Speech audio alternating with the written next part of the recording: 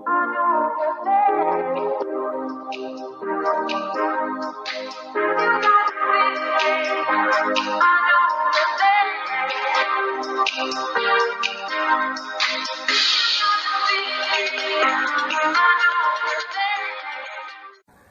पहिला, आयटक या कामगार संघटनेशी खालीलपैकी कोणता नेता संबंधित नाही? पर्याय 1 ना. म. जोशी, 2 लोकमान्य टिळक, 3 लाला लजपत राय, 4 महात्मा गांधी. तर आपण सर्वांना माहीत आहे आयटक या संघटनेशी ना. म. जोशी संबंधित होते, लोकमान्य टिळक पण संबंधित होते, लाला लजपत राय पण आयटक या संघटनेशी संबंधित होते. तर चौथा जो पर्याय आहे महात्मा गांधी हे चुकीचा पर्याय आहे.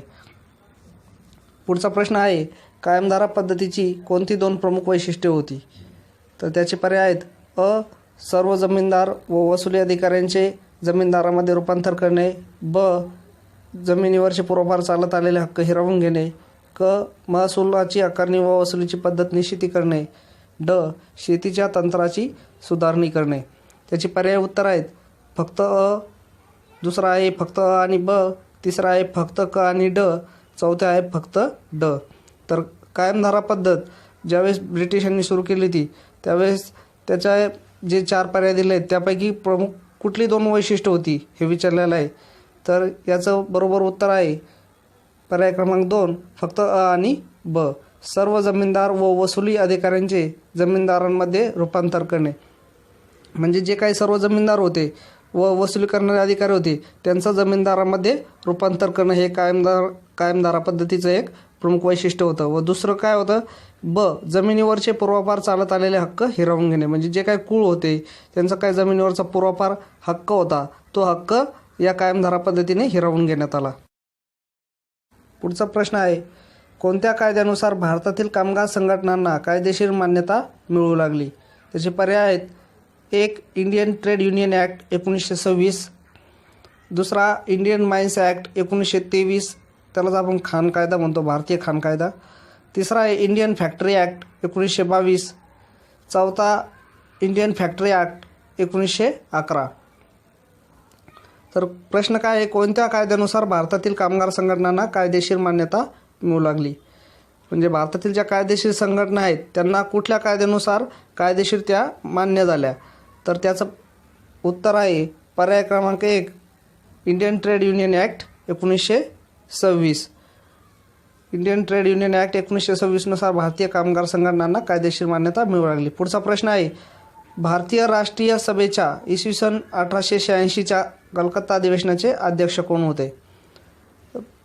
तर त्याचे पर्याय आहेत 1 फिरोजशाह मेहता, 2 अब्दुल अजीज, 3 दादाभाई नौरोजी, 4 बद्रुद्दीन तय्यबजी. तर 1986च्या कलकत्ता अधिवेशनाचे अध्यक्ष विचारलेले आहेत. तुम्हाला माहिती आहे 1885ला भारतीय राष्ट्रीय सभेची स्थापना झाली. त्यावेळेस पहिले अध्यक्ष होते उमेशचंद्र बॅनर्जी, दुसरे अध्यक्ष होते 1886ला पर्याय क्रमांक 3 दादाभाई नौरोजी. दादाभाई नौरोजी हे 1886च्या कलकत्ता अधिवेशनाचे अध्यक्ष होते. आहे इंडियन नॅशनल युनियन ही संस्था कोणी व केव्हा स्थापन केली होती? त्याचे पर्याय आहेत 1 A.O. ह्यूम 1884, 2 दादाभाई नौरोजी 1885, 3 उमेशचंद्र बॅनर्जी 1884, 4 मगर रानडे 1885. तर पर्याय क्रमांक 2 दादाभाई नौरोजी हा कट झाला बघा, ऑटोमॅटिक कट झाला, कारण की दादाभाई नौरोजींनी 1885ला स्थापना केली नव्हती. 1885ला कुठली संस्था स्थापन झाली ती तुम्हाला माहिती आहे. तर याचं बरोबर उत्तर आहे पर्याय क्रमांक 1 A.O. ह्यूम 1884. 1884ला इंडियन नॅशनल युनियन ही A.O. ह्यूमनी संस्था स्थापन केली होती.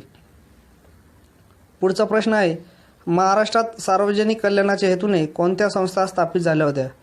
त्याचे पर्याय आहेत अ. बॉम्बे असोसिएशन, ब. डेक्कन प्रांतस्थ मंडळी, क. प्रार्थना समाज, ड. युगांतर समिती. त्याचे पर्याय उत्तर आहेत 1 फक्त अ आणि ब, 2 फक्त अ, ब आणि क, 3 अ, ब, क आणि ड, आणि 4 फक्त ड. तर महाराष्ट्रात सार्वजनिक कल्याणाच्या हेतूने कुठल्या संस्था स्थापित झाल्या होत्या हे प्रश्न विचारला आहे. तर बॉम्बे असोसिएशन, नंतर डेक्कन प्रांतस्थ मंडळी, प्रार्थना समाज, या तिन्ही संस्था सार्वजनिक कल्याणाच्या हेतूने स्थापित झाल्या होत्या. परंतु युगांतर समिती ही सार्वजनिक कल्याणाच्या हेतूने स्थापन झालेली नव्हती. म्हणून पर्याय क्रमांक 2 आपलं फक्त अ, ब आणि क हे याचं उत्तर आहे.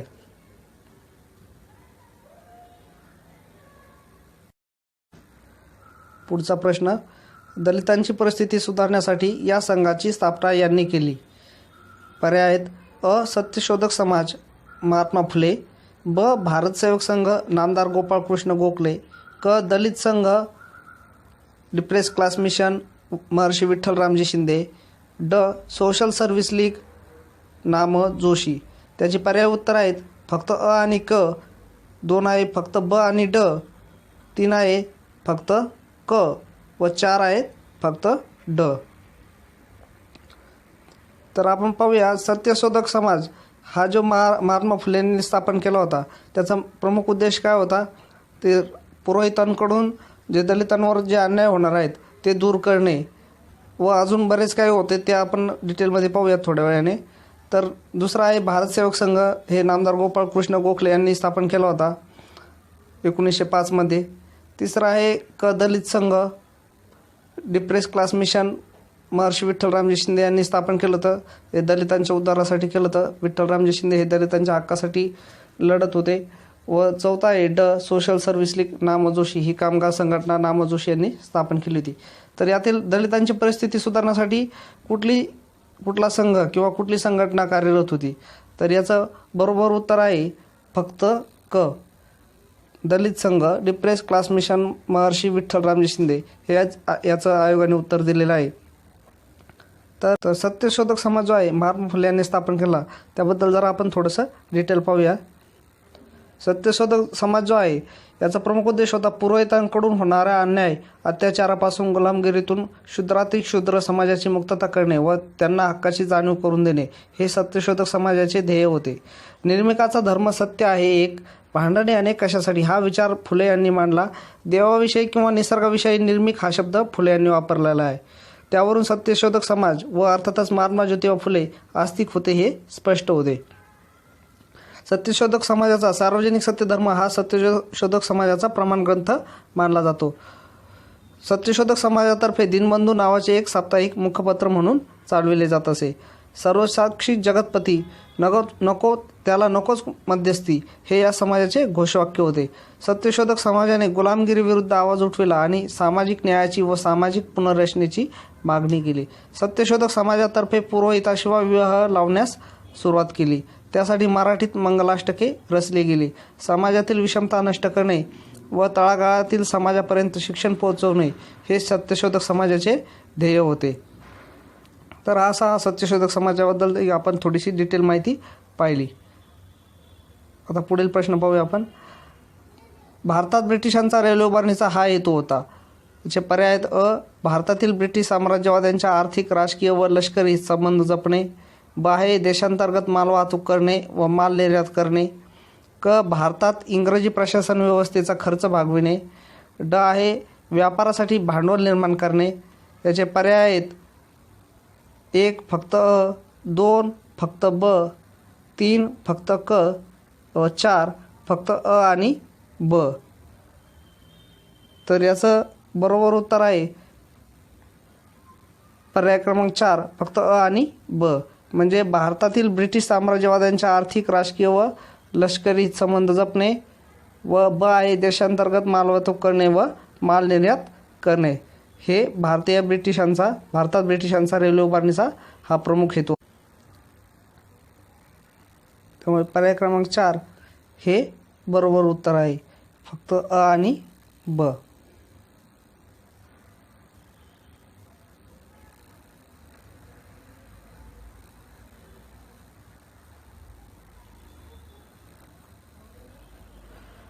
पुढील प्रश्न आहे, मुंबईतील गिरणी मालकांनी परिस्थितीचे गांभीर्य ओळखून कोणत्या साली बॉम्बे मिल ओनर्स संघटना स्थापन केली. त्याचे पर्याय आहेत 1 1876, 2 1880, 3 1881 व 4 1885. तर याचं बरोबर उत्तर आहे 1 1876. मुंबईतील गिरणी मालकांनी परिस्थितीचे गांभीर्य ओळखून कोणत्या साली बॉम्बे मिल ओनर्सची संघटना स्थापन केली होती? तर 1876. याचं बरोबर उत्तर आहे.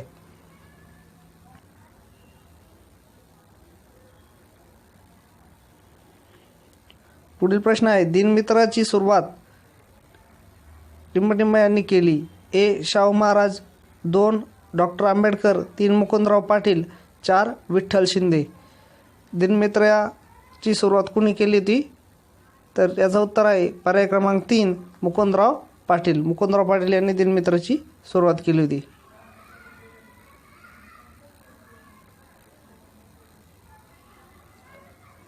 पुढील प्रश्न आहे, खालीलपैकी कोणते विधान चुकीचे आहे?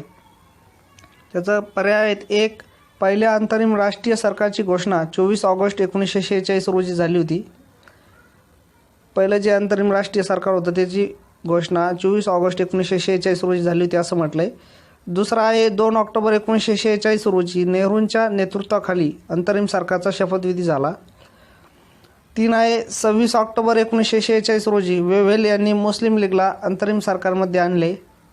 व 4 आहे संविधान सभेच्या 9 डिसेंबर 1946 रोजी भरलेल्या पहिल्या बैठकीला मुस्लिम लीग हजर नव्हती. तर हे 4 पर्याय दिलेत, यातला चुकीचा पर्याय विचारला आहे आपल्याला. तर पर्याय जो पहिला आहे अंतिम राष्ट्रीय सरकारची घोषणा 24 ऑगस्ट 1946 आली, हे बरोबर आहे.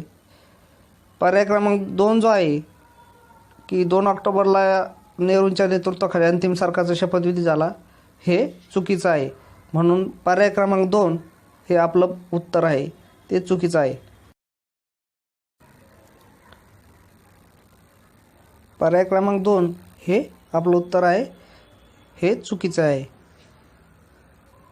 पुढील प्रश्न आहे, भारतीय संविधान सभेतील मूलभूत हक्कांच्या उपसमितीचे अध्यक्ष कोण होते? त्याचे पर्याय दिलेले आहेत. 1 doctor B.R. Ambedkar, 2 Sardar Patel, 3 Jawaharlal Nehru, 4 J.B. Kripalani. तर याचं बरोबर उत्तर आहे पर्याय क्रमांक 4 J.B. कृपलानी. हे मूलभूत हक्कांच्या उपसमितीचे अध्यक्ष होते. पुढील प्रश्न, खालील विधाने विचारात घ्या. पर्याय आहेत अल्पसंख्याक या शब्दाची भारतीय राज्यघटनेत व्याख्या दिलेली आहे. ब धार्मिक अल्पसंख्याक तसेच भाषिक अल्पसंख्याक दोघांनाही राज्यघटना अनुच्छेद 29 अन्वये संरक्षण लाभले आहे. काय भाषा जतन करणे यामध्ये भाषेच्या संरक्षणासाठी आंदोलन करणे याचाही समावेश होतो. ड भाषेचे जतन केले जाईल असे आश्वासन देणे हे लोकप्रतिनिधी कायदा 1951 अनुसार भ्रष्ट आचरण होत नाही. तर वरीलपैकी कोणते विधाने बरोबर आहेत? त्याचे उपपर्याय आहेत. 1 फक्त अ, ब आणि क, 2 फक्त ब, क आणि ड, 3 फक्त अ, ब आणि ड, 4 फक्त अ, क आणि ड. तर जे वरील पर्याय दिलेले आहेत त्यातील बरोबर विधाने कुठली हे विचारलेलं आहे.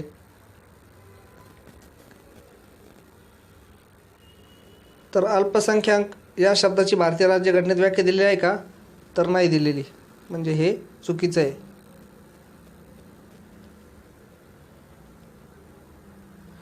त्यानंतर धार्मिक अल्पसंख्याक तसेच भाषिक अल्पसंख्याक दोघांनाही राज्यघटना अनुच्छेद 29 अन्वये संरक्षण लाभले आहे, हे बरोबर आहे. काय भाषा जतन करणे यामध्ये भाषेच्या संरक्षणासाठी आंदोलन करणे याचाही समावेश होतो, हे पण बरोबर आहे. आणि ड आहे भाषेचे जतन केले जाईल असे आश्वासन देणे हे लोकप्रतिनिधी कायदा 1951 अनुसार भ्रष्ट आचरण होत नाही, हे पण बरोबर आहे. त्यामुळे आपलं पर्याय क्रमांक 2 फक्त ब, क आणि ड हे उत्तर होईल.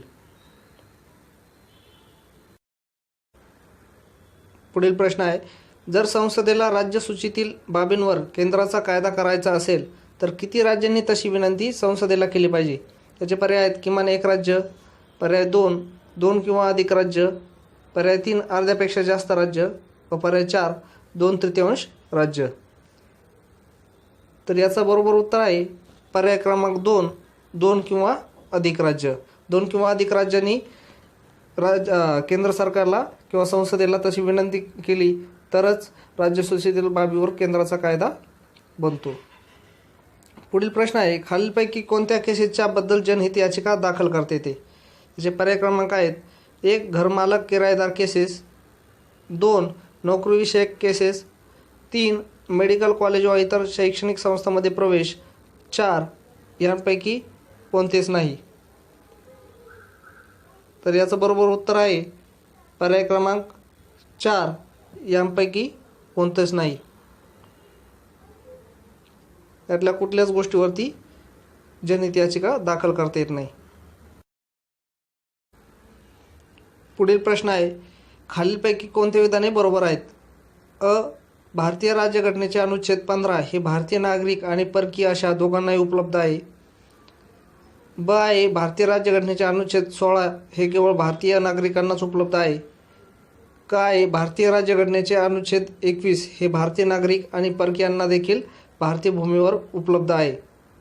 तर याचं पर्याय उत्तर आहेत: 1. फक्त अ, 2. फक्त ब आणि क, 3. फक्त क, 4.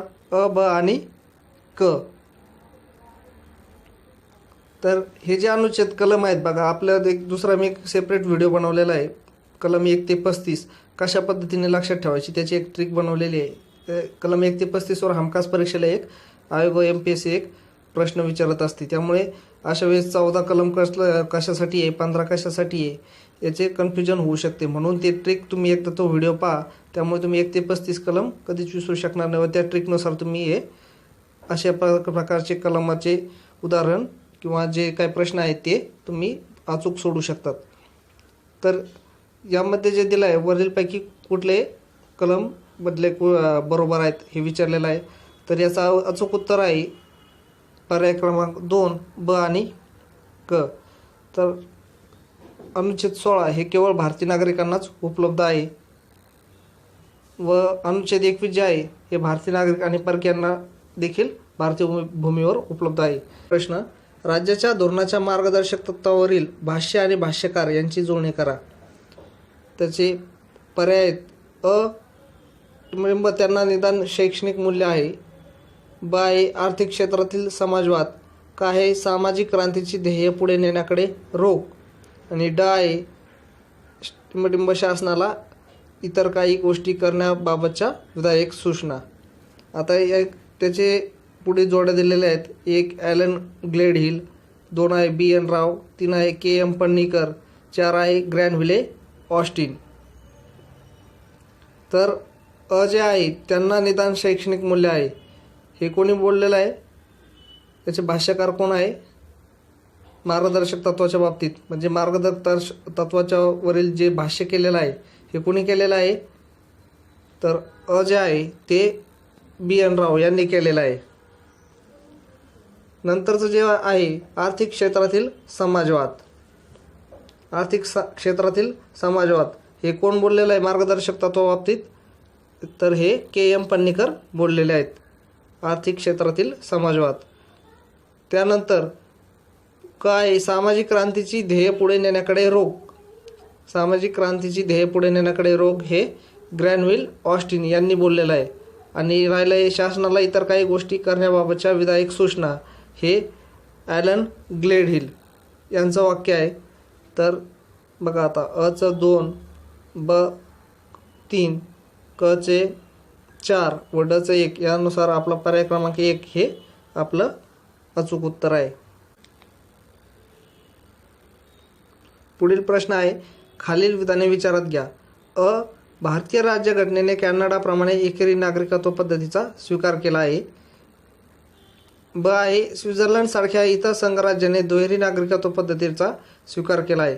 तर याचे पर्याय उत्तर आहेत: 1. विधान अ बरोबर, ब चूक. 2 आहे विधान अ चूक, ब बरोबर. 3 आहे दोन्ही विधान बरोबर. आणि 4 आहे दोन्ही विधाने चूक. तर यातील आपल्याला अचूक उत्तर शोधायचं आहे.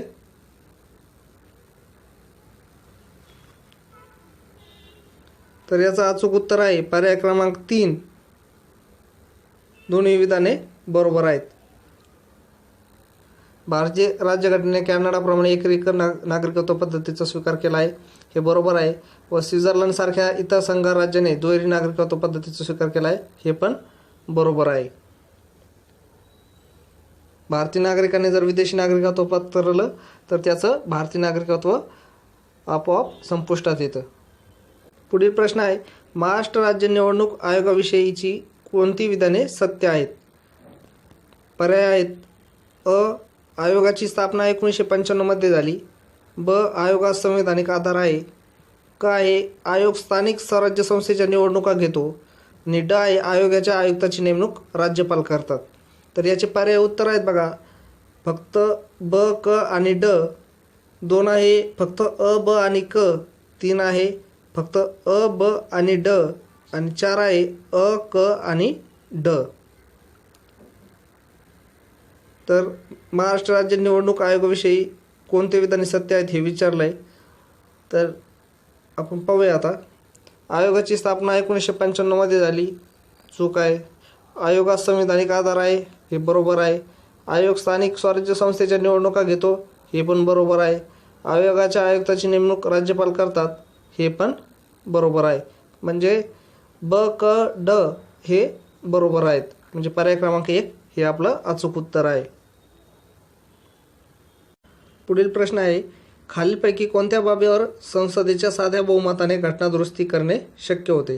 त्याचे उपपर्याय आहेत बघा. अ. नागरिकत्व. ब. राज्याच्या धोरणाची मार्गदर्शक तत्त्वे. क. मतदारसंघाचे परिसीमन. ड. मूलभूत हक्क. ई. आदिवासी क्षेत्राचे प्रशासन. पर्याय उत्तर आहेत: 1. अ, ब, क. 2. अ, क, ई. 3. ब, ड, ई. 4. अ, ब, क, ड. तर आपण पाहूया आता. अ. नागरिकत्व घटनादुरुस्ती करणे शक्य होते का? तर होते, साध्या बहुमताने. राज्याच्या धोरणाचे मार्गदर्शक तत्त्वे साध्या बहुमताने नाही होत. मतदारसंघाचे परिसीमन होते. मूलभूत हक्क सुधारणा करायची असेल तर साध्या बहुमताने नाही होत. आदिवासी क्षेत्राचे प्रशासन साध्या बहुमताने होते. म्हणजे अ, क व ई पर्याय क्रमांक 2 हे आपलं उत्तर आहेत. राज्याचे धोरणाचे मार्गदर्शक तत्व व मूलभूत हक्क हे साध्या बहुमताने घटनादुरुस्ती करणे शक्य होत नाही.